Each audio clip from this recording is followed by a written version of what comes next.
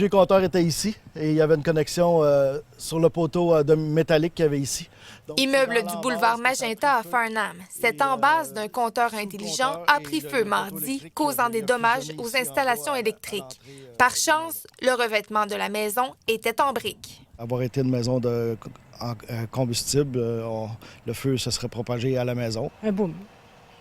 Un gros boom, oui. Encore une situation qui alimente l'inquiétude et la méfiance des citoyens face aux 3,4 millions de nouveaux compteurs intelligents d'Hydro-Québec installés depuis 2013. En 34 ans de service, j'ai jamais eu de feu d'embase électrique comme ça. Je t'inquiète, oui, parce qu'on n'a jamais vérifié ça. Moi, je suis propriétaire depuis des années, puis jamais ça m'est venu à l'idée de vérifier ça ou de demander à un électricien de venir voir. Certains ont eu des problèmes d'interférence ou une augmentation subite de leurs factures, alors que plus d'une dizaine de personnes ont associé l'incendie de leur demeure au nouveau compteur. Dans tous les cas, les services d'incendie ont conclu que les incendies étaient en lien avec les installations électriques des résidences, c'est-à-dire les embases, parce que justement, il y avait détérioration de ces installations. Les citoyens sont inquiets. Hydro-Québec les invite à consulter les informations sur leur site Internet et de faire vérifier leur embase chaque 5 ans. Hydro-Québec se défend pour dire que c'est la responsabilité du propriétaire de s'assurer que la connexion ou l'embase soit de qualité, sauf qu'il n'y a pas personne qui connaît ça assez.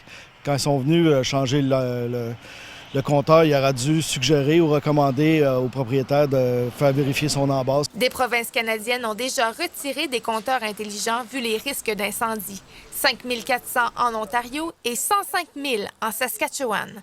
Du côté d'Hydro-Québec, on dit que la situation n'est pas la même car c'est une technologie différente qui est utilisée.